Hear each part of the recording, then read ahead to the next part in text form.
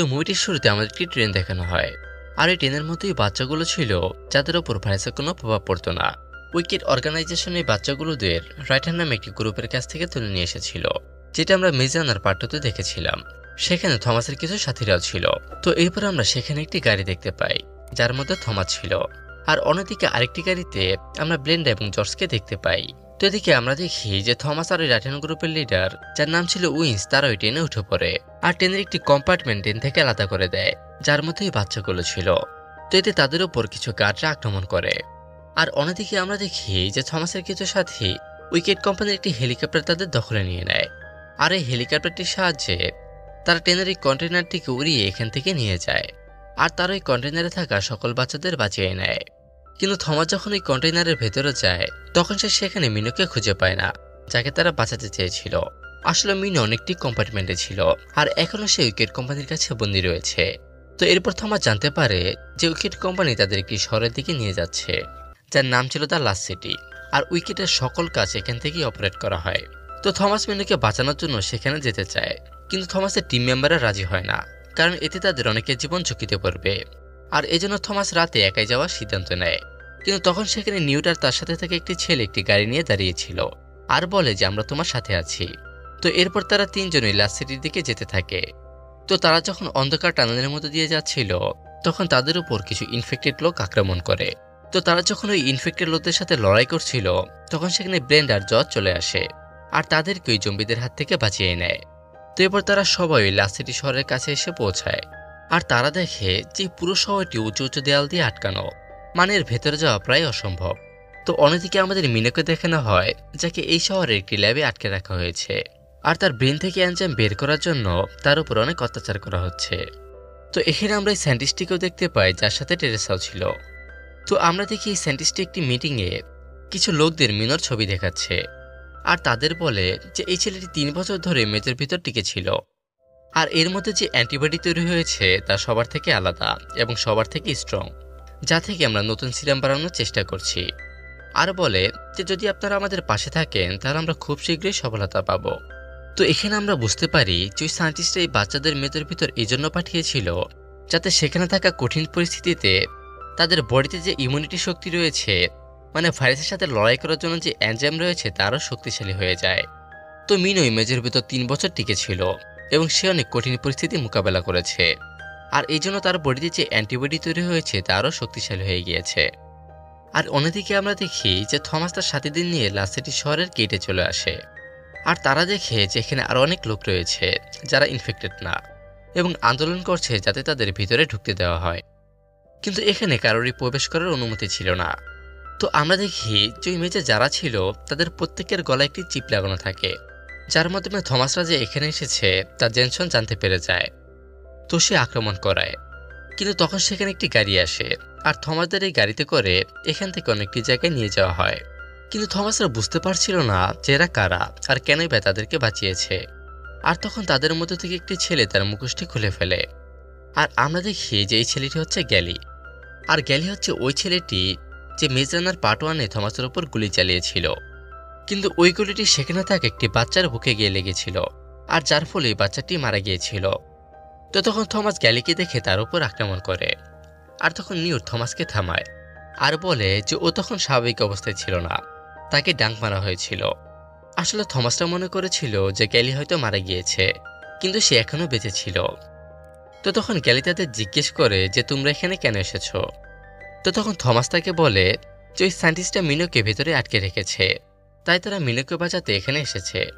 আর একথা শোনার পর গ্যালি তাদের একটি লোকের কাছে নিয়ে যায়, যার নাম ছিল লরেন্স।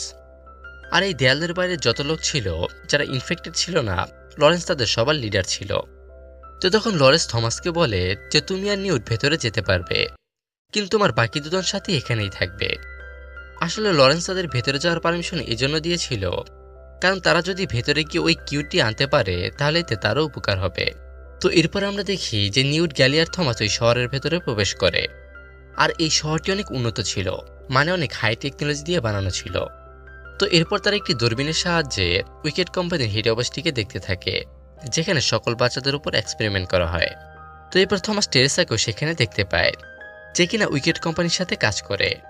তো সেখানে সেই মেডিসিনটি যেটি সে কিছুক্ষণ আগে মিনোর বডি থেকে বের করেছিল, মানে মিনোর বডি থেকে যে এনজাইম বের করেছিল তা একটি বাচ্চার বডিতে ইনজেক্ট করে, যে ওই ভাইরাসে ইনফেক্টেড ছিল।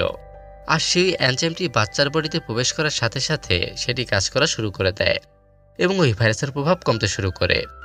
আর এটি দেখে ওই সায়েন্টিস্ট এবং জেনসন অনেক খুশি হয়। তো অন্যদিকে নিউট থমাসকে বলে যে সেও ইনফেক্টেড হয়ে গিয়েছে, আর হয়তো কিছু সময় পর সেও পুরোপুরি ইনফেক্টেড হয়ে যাবে। আর এজন্য থমাস টেরেসার সাথে কথা বলে। তো টেরেসা যখন তাদের সাথে কথা বলছিল তখন থমাসরা তাকে সেখান থেকে তুলে নিয়ে যায়, আর তার সাহায্যে তাদের গলা থেকে ওই টাকার চিপটি বের করে নেয়, যার মাধ্যমে উইকেটের মেম্বাররা তাদের লোকেশন জানতে পারে। তো টেরেসা সেখানে ব্লেন্ডাকে দেখে অবাক হয়ে যায়, কারণ সে ওই ভাইরাসে আক্রান্ত ছিল। আর ডক্টর মেরি থমাসের বডি থেকে এনজাইম বের করে তার বডিতে ইনজেক্ট করেছিল। তো তখন টেরেসা থমাসকে বলে যে তাকে লাস্ট কবে এনজাইম দেওয়া হয়েছিল। তো তখন থমাস তাকে বলে যে ওর বডিতে শুধু একবারই এনজাইম দেওয়া হয়েছিল, আর তাও কয়েক মাস আগে। তো তখন টেরেসা তাকে বলে যে এটি কিভাবে সম্ভব, কারণ আমরা ল্যাবে যে সিরাম তৈরি করেছি এবং ওই বাচ্চাদের বডিতে ইনজেক্ট করেছিলাম সেটি ফেল হয়ে গিয়েছে, মানে ওই সিরামটি শুধু স্বল্প সময়ের জন্য কাজ করত, আর যার ফলে সায়েন্টিস্টও হার মেনে নিয়েছে। কিন্তু থমাস তার কথা বিশ্বাস করে না, কারণ সে এর আগেও তাদের ধোঁকা দিয়েছিল। তো এবার থমাস মিনু আর বাকি বাচ্চাদের বাঁচানোর জন্য বেরিয়ে পড়ে, আর সে টেরেসাকেও তার সাথে নিয়ে যায়, কারণ টেরেসার ফিঙ্গারপ্রিন্ট ছাড়া সেখানে দরজা খুলবে না। তো তারা অবশেষে উইকেট কোম্পানির ভেতরে প্রবেশ করে এবং সেখানে থাকা বাকি বাচ্চাদের বাঁচিয়ে নেয়। কিন্তু তারা এখনও মিনুকে খুঁজে পায় না, কারণ তার উপর এখনো কিছু টেস্ট করা হচ্ছিল। কিন্তু টেরেসা জানতো যে মিনু আসলে কোথায় রয়েছে। তো টেরেসা যখন তাদের মিনুর কাছে নিয়ে যাচ্ছিল তখন সেখানে জেনসন চলে আসে, কিন্তু নিউট আর থমাস মুখোশ পরে থাকায় জেনসন তাদেরকে চিনতে পারে না, কিন্তু সে কিছুটা সন্দেহ করে। তো এরপর থমাস মিনু আর ওই সিরামগুলো নিয়ে যেতে চায় যা তারা ওই ল্যাবে বানিয়েছিল। তো তখন টেরেসা তাকে বলে যে এই সিরামগুলো ভাইরাস মারতে পারে না, সুদের প্রভাব কিছুটা কমাতে পারে, আর এই ভাইরাসকে পুরোপুরি মারতে হলে আমাদের তোমার হরমোন প্রয়োজন, যেভাবে তোমার হরমোন, মানে তোমার ওই এনজাইম দিয়ে ব্লেন্ডা পুরোপুরি ঠিক হয়ে গিয়েছে, আর এজন্য তোমাকে আমাদের প্রয়োজন। কিন্তু থমাস তার কথা বিশ্বাস করে না, কারণ সে এর আগেও তাদেরকে ধোঁকা দিয়েছিল।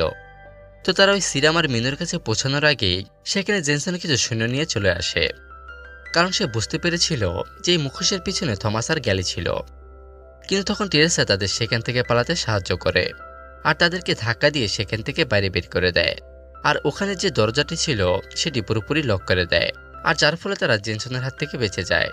আর এদিকে আমরা দেখি যে টেরেসার কাছে এখন থমাসের ব্লাড স্যাম্পল রয়েছে, কারণ সে যখন থমাসের বডি থেকে ওই চিপটি বের করেছিল তখন সে তার ওই ব্লাড রাখা কাপড়টি তার কাছে রেখে দিয়েছিল।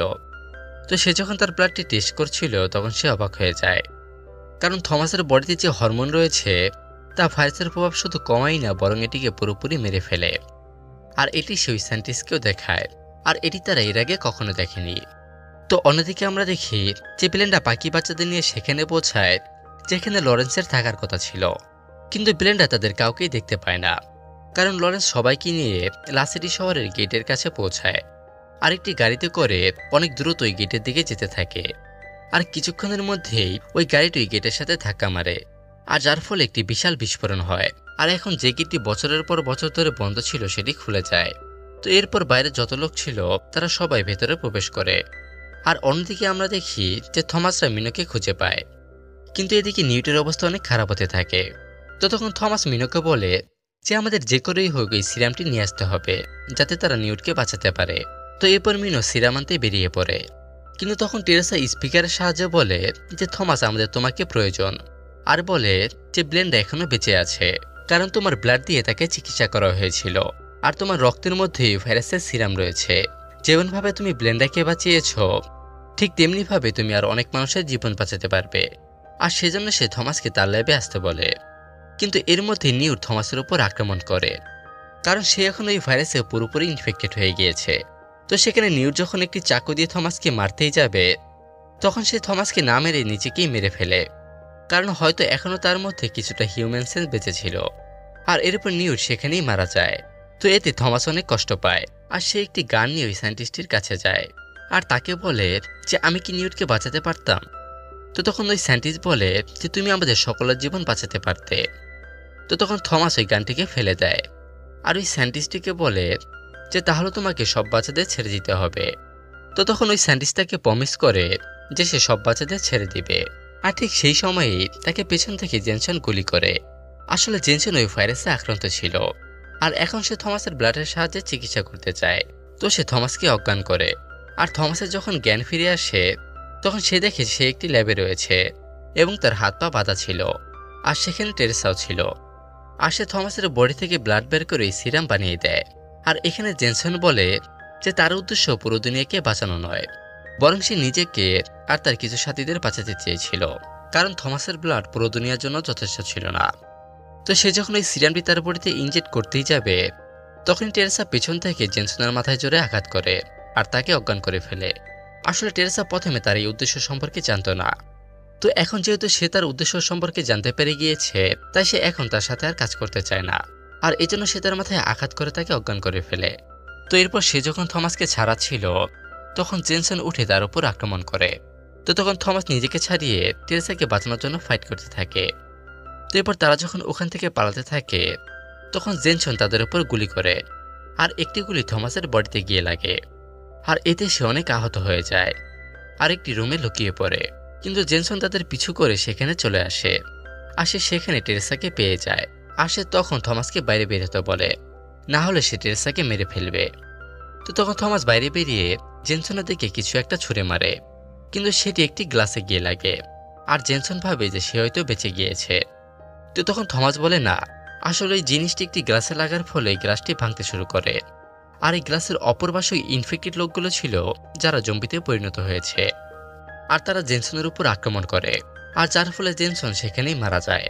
তো এরপর থমাস আর টেরেসা তাদের বিল্ডিং এর ছাদে এসে পৌঁছায়, কারণ তাদের পুরো শহরে আগুন লেগে গিয়েছিল। তো সেখানে ব্রেন্ডার তার সাথীরা একটি হেলিকপ্টার নিয়ে চলে আসে, কিন্তু সেখানে আগুন লাগার ফলে তারা ওই হেলিকপ্টারটিকে নিয়ে তাদের বেশি কাছে যেতে পারে না। কিন্তু থমাসকে তারা কোনোভাবেই হেলিকপ্টারে তুলে নেয়, কিন্তু টেরেসা ওই হেলিকপ্টারে ওঠার আগেই ওই পুরো বিল্ডিংটি ভেঙে পড়ে, আর যার ফলে সে সেখানেই মারা যায়। তো এর পরের দিন সকালে যখন থমাসের জ্ঞান ফিরে আসে তখন সে তার পেটে ব্যান্ডেজ করে দেখতে পায়, কারণ ওই দিন সেখানে তার পেটে গুলি লেগেছিল। তো এরপর সে যখন বাইরে আসে তখন সে দেখে যে সে একটি আইল্যান্ডে রয়েছে। সেখানে সে বাকি বাচ্চাদের এবং মিনোকেও দেখতে পায় যে এখন পুরোপুরি সুস্থ হয়ে গিয়েছে, আর এখানে তারা পুরোপুরি নিরাপদ ছিল, কারণ তাদের চারদিকে সমুদ্র আর পাহাড় ছিল। তো তারা সবাই সেখানে আনন্দ করছিল, কিন্তু থমাস এখনো টেরেসা নিউটকে মিস করতে থাকে। তো এর পরের দিন সকালে সে যখন সমুদ্র দেখতে থাকে তখন সে তার পকেটে একটি সিরাম পায়, যেটি টেরেসা তার ব্লাড দিয়ে বানিয়েছিল, যেটি এই ভাইরাসের একমাত্র চিকিৎসা ছিল। তো তখন থমাস ঠিক করে যে সেই পুরো মানব জাতিকে ভাইরাসের হাত থেকে বাঁচাবে, আর এর মধ্যে দিয়ে অসাধারণ সিনেমাটি শেষ হয়ে যায়। তো আজকের জন্য এই পর্যন্ত। এই ভিডিওটি ভালো লাগলে একটি লাইক করে দিবেন আর চ্যানেলটি সাবস্ক্রাইব করে পাশে থাকবেন। দেখা হচ্ছে পরবর্তী কোনো নেক্সট ভিডিওতে, ততক্ষণের জন্য বাই।